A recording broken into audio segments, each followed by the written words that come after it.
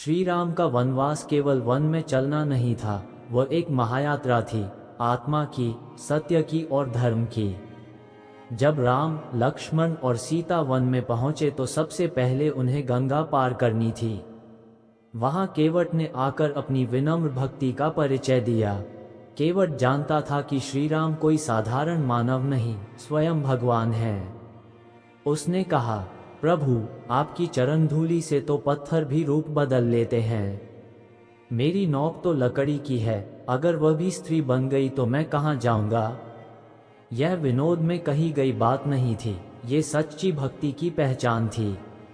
राम ने जब उसे अपनी नौक चलाने की अनुमति दी तो वह चरण धोने के बाद ही उन्हें पार ले गया। इस प्रसंग से यह स्पष्ट होता है कि भगवान केवल विद्वानों या राजाओं के नहीं, सामान्य भक्तों के भी उतने ही प्रिय हैं। वन में आगे बढ़ते हुए राम अनेक ऋषियों और साधकों से मिलते हैं। वे उन्हें आशीर्वाद देते हैं और प्रभु को पहचान कर नतमस्तक हो जाते हैं। एक दिन राम की मुलाकात होती है एक वृद्धा शबरी से। शबरी ने वर्षों तक प्रभु राम की प्रतीक्षा की थी। उसने हर दिन अपने आश्रम को साफ किया, रास्ता निहारा और राम नाम का जप किया। जब राम वहां पहुंचे तो शबरी ने उन्हें प्रेम से बेर अर्पित किए। पहले वो उन्हें चखती थी कि कहीं खट्टे या कच्चे न हों। ये देख लक्ष्मण थोड़े चकित हुए, लेकिन श्री राम ने उन्हें स्नेह से ग्रहण किया और कहा, प्रेम से बढ़कर कोई भेंट नहीं होती। ये घटना हमें ये सिखाती है कि प्रभु भाव के भूखे हैं, सामग्री के नहीं। इसके बाद राम को पता चलता है कि रावण ने छल से सीता का अपहरण कर लिया है। ये दृश्य अत्यंत करुण है। राम विलाप करते हैं, वृक्षों और पशुओं से सीता के विषय में पूछते हैं। यह एक पति का नहीं, एक सच्चे प्रेमी का हृदय विदारक चित्रण है। आगे चलते हुए राम और लक्ष्मण की मुलाकात होती है सुग्रीव और हनुमान से। हनुमान जी ने पहली बार जब राम से भेंट की तभी उन्होंने जान लिया कि यही वो स्वामी हैं जिनकी उन्हें प्रतीक्षा थी। हनुमान जी की भक्ति, सेवा और बुद्धिमत्ता अद्वितीय थी। राम ने उन्हें अपना स्नेह दिया और वही क्षण से वे श्री राम के सबसे प्रिय सेवक बन गए। सुग्रीव से मैत्री होती है और वह राम को वचन देता है कि वह सीता की खोज में सहायता करेगा। इसके लिए राम सुग्रीव के भाई बाली का वध करते हैं जो अन्याय और बल के बल पर राज कर रहा था। राम का ये निर्णय न्यायप्रियता और धर्म की रक्षा के लिए था। उन्होंने स्पष्ट कहा, जो अधर्म करेगा, चाहे वह अपना हो या पराया, उसका वध आवश्यक है। जब राम वहां पहुंचे तो शबरी ने उन्हें प्रेम से बेर अर्पित किए। पहले वो उन्हें चखती थी कि कहीं खट्टे या कच्चे न हों। ये देख लक्ष्मण थोड़े चकित हुए, लेकिन श्री राम ने उन्हें स्नेह से ग्रहण किया और कहा, प्रेम से बढ़कर कोई भेंट नहीं होती। ये घटना हमें ये सिखाती है कि प्रभु भाव के भूखे हैं, सामग्री के नहीं। इसके बाद राम को पता चलता है कि रावण ने छल से सीता का अपहरण कर लिया है। ये दृश्य अत्यंत करुण है। राम विलाप करते हैं, वृक्षों और पशुओं से सीता के विषय में पूछते हैं। यह एक पति का नहीं, एक सच्चे प्रेमी का हृदय विदारक चित्रण है। आगे चलते हुए राम और लक्ष्मण की मुलाकात होती है सुग्रीव और हनुमान से। हनुमान जी ने पहली बार जब राम से भेंट की तभी उन्होंने जान लिया कि यही वो स्वामी हैं जिनकी उन्हें प्रतीक्षा थी। हनुमान जी की भक्ति, सेवा और बुद्धिमत्ता अद्वितीय थी। राम ने उन्हें अपना स्नेह दिया और वही क्षण से वे श्री राम के सबसे प्रिय सेवक बन गए। सुग्रीव से मैत्री होती है और वह राम को वचन देता है कि वह सीता की खोज में सहायता करेगा। इसके लिए राम सुग्रीव के भाई बाली का वध करते हैं जो अन्याय और बल के बल पर राज कर रहा था। राम का ये निर्णय न्यायप्रियता और धर्म की रक्षा के लिए था। उन्होंने स्पष्ट कहा, जो अधर्म करेगा, चाहे वह अपना हो या पराया, उसका वध आवश्यक है। इसके बाद सीता की खोज शुरू होती है। हनुमान, अंगद, जामवंत आदि समुद्र के किनारे पहुंचते हैं। तभी उन्हें जटायु के भाई संपाति से सीता का पता मिलता है, लंकापुरी, रावण की नगरी में। हनुमान जी समुद्र लांघने का निर्णय लेते हैं। जामवंत उन्हें उनकी शक्ति की याद दिलाते हैं जो वे भूल चुके थे। ये प्रेरणास्पद प्रसंग है। कभी कभी हमारी शक्तियां हमारे भीतर होती हैं, पर हमें उसका बोध नहीं होता जब तक कोई सही मार्गदर्शक न मिले। हनुमान समुद्र लांघते हैं, अनेक राक्षसों को पार करते हुए लंका पहुंचते हैं। वहां वे सीता माता को अशोक वाटिका में देखते हैं। सीता दुखी हैं, परंतु उनका मन अडिग है। रावण के प्रलोभनों को ठुकराकर वे प्रतीक्षा कर रही है श्री राम की। हनुमान माता को राम की मुद्रिका देते हैं और बताते हैं कि शीघ्र ही राम उन्हें मुक्त करने आ रहे हैं। फिर हनुमान रावण की सभा में पहुंचते हैं, उसका उपहास करते हैं और जब उनकी पूंछ में आग लगती है तो वे पूरी लंका जला देते हैं। ये केवल एक युद्ध नहीं था, यह अधर्म के विरुद्ध पहला प्रहार था। हनुमान वापस लौटकर राम को सब समाचार देते हैं। अब श्री राम वानर सेना के साथ लंका पर चढ़ाई की तैयारी करते हैं। समुद्र पार करने हेतु राम समुद्र देव से प्रार्थना करते हैं। सेतुबंध एकता, संकल्प और आस्था का अद्भुत उदाहरण है। राम नाम से पत्थर भी तैर जाते हैं। ये केवल कथा नहीं, यह विश्वास की पराकाष्ठा है। श्री राम के नेतृत्व में वानर सेना सेतु बनाकर लंका की ओर प्रस्थान करती है। ये केवल एक भौगोलिक यात्रा नहीं थी, ये धर्म की स्थापना के लिए चल रहा अभियान था। श्री राम हर सैनिक के मन में उत्साह और विश्वास भरते हैं।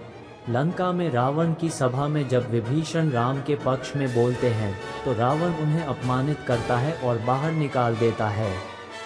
विभीषण श्री राम की शरण में आकर कहते हैं, रावण अधर्मी है। उसे समझाने का प्रयास किया, परंतु वह अपने अहंकार में डूबा है। श्री राम विभीषण को स्वीकार करते हैं और उन्हें लंका का भविष्य का राजा घोषित कर देते हैं। ये दर्शाता है कि श्री राम योग्य को सदा सम्मान देते हैं, चाहे वो शत्रु पक्ष से ही क्यों न आया हो। युद्ध आरंभ होता है।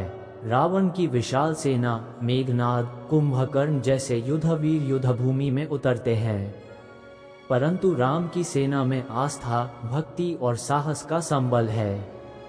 मेघनाद जब लक्ष्मण को शक्ति बाण से मूर्छित करता है, तब हनुमान संजीवनी बूटी लाकर लक्ष्मण को जीवन दान देते हैं। ये हनुमान की गति, शक्ति और भक्ति का अद्भुत उदाहरण है। तुलसीदास जी लिखते हैं, राम काज कीन्हे बिनु मोहि कहाँ विश्राम। हे रावण, सीता को लौटा दो, युद्ध टालो, धर्म का मार्ग अपनाओ। परंतु रावण अपने अभिमान में अंधा हो चुका है। अंततः राम उसे युद्ध में परास्त करते हैं। ब्रह्मास्त्र से रावण का वध होता है। जब रावण गिरता है तो राम लक्ष्मण से कहते हैं, जाओ और रावण से ज्ञान लो, वह महाज्ञानी है। मृत्यु से पहले उसके वचनों से लाभ लो। ये प्रसंग दर्शाता है कि श्री राम अपने शत्रु के भी गुणों का सम्मान करते हैं। रावण का अंत केवल एक असुर का अंत नहीं था, वह अहंकार, अधर्म और अन्याय का अंत था। इसके बाद सीता माता को मुक्त किया जाता है। राम उनके पवित्र चरित्र को सिद्ध करने हेतु अग्नि परीक्षा की अनुमति लेते हैं। ये परीक्षा केवल सामाजिक न्याय का प्रतीक थी। सीता के प्रति राम की श्रद्धा और विश्वास अटल था। इसके बाद राम, लक्ष्मण, सीता और पूरी वानर सेना अयोध्या लौटती है। भरत, जिन्होंने राम की खड़ाओं को सिंहासन पर रखकर 14 वर्षों तक राज्य चलाया था, उन्हें देखकर गदगद हो जाते हैं। अयोध्या में राम का राज्याभिषेक होता है।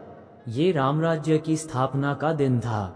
राम राज्य का आदर्श, हर व्यक्ति न्याय पाता है, कोई भूखा नहीं रहता, धर्म का पालन होता है, प्रेम, त्याग और मर्यादा जीवन का हिस्सा बनते हैं। तुलसीदास जी लिखते हैं, राम राज्य विश्व विख्याता, सकल लोक हितकारक त्राता। राम राज्य केवल एक शासन व्यवस्था नहीं, ये जीवन का आदर्श मॉडल था।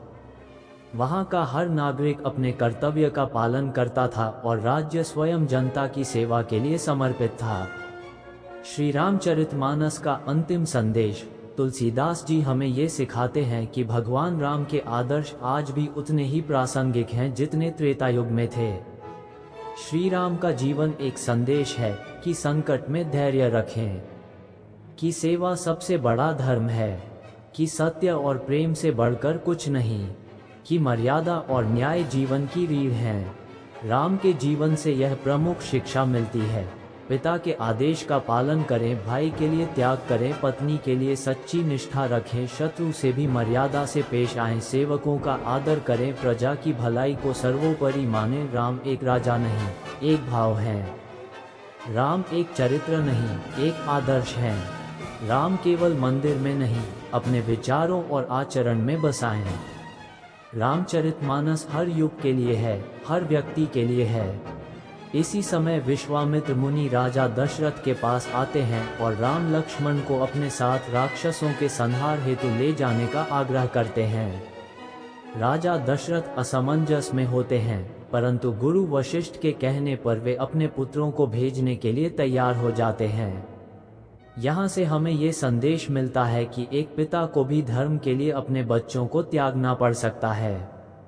ये त्याग केवल बलिदान नहीं, एक उच्च चेतना का परिचायक है। राम और लक्ष्मण विश्वामित्र के साथ जाते हैं, ताड़का, मारीच जैसे राक्षसों का संहार करते हैं और मुनियों की रक्षा करते हैं। यही नहीं, वे सिद्ध करते हैं कि धर्म की रक्षा केवल ब्रह्मज्ञान से नहीं, शक्ति और शौर्य से भी की जाती है। आगे चलकर राम और लक्ष्मण जनकपुर पहुंचते हैं। यहाँ राम सीता का प्रथम दर्शन होता है। जनकपुर में जब शिव धनुष को तोड़ने की चुनौती दी जाती है, तब श्री राम सहज भाव से उसे उठाते और तोड़ देते हैं। उठाई सकल भुअर धनु जाना, राम लखन सुर बृंद समाना।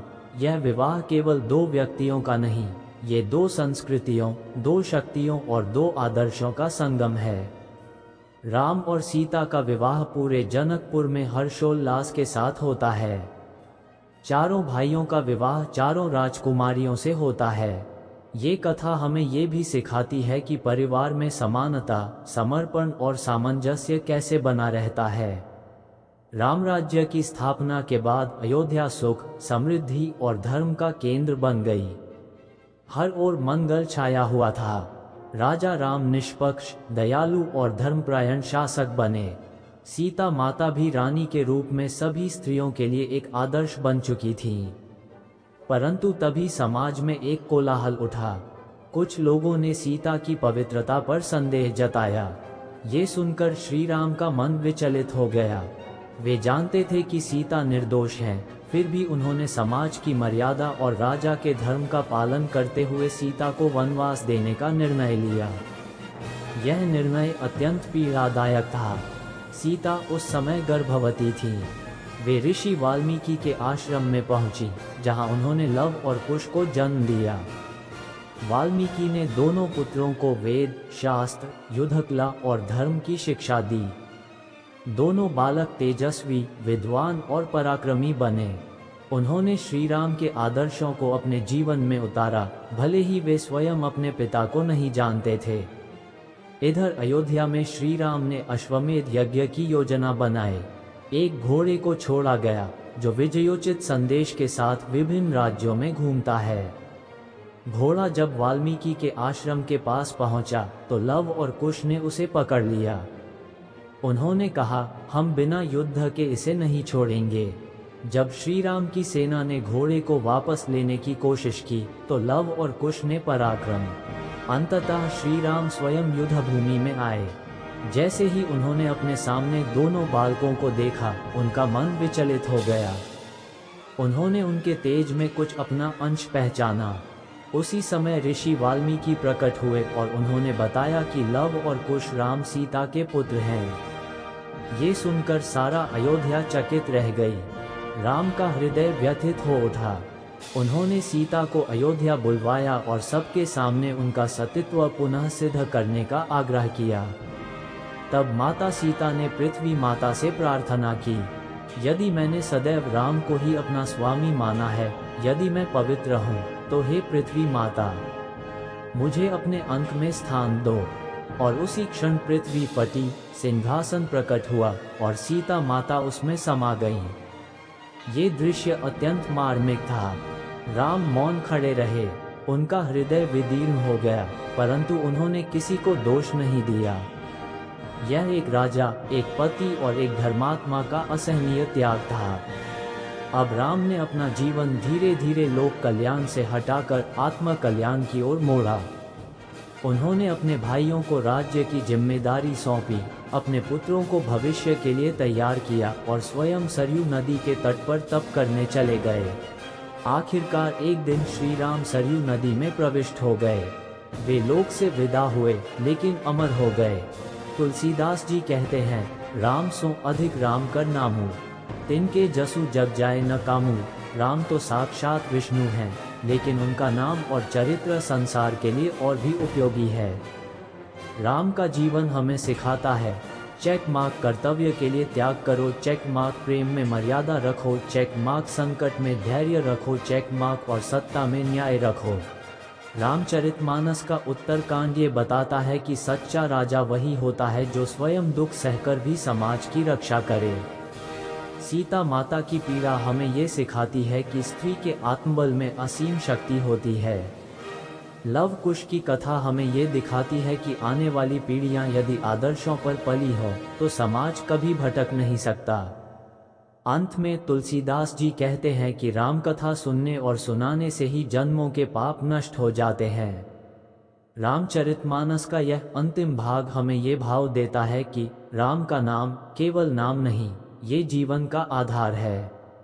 राम का चरित्र केवल कथा नहीं, ये जीवन का दर्शन है। राम का राज्य केवल आदर्श नहीं, ये लक्ष्य है।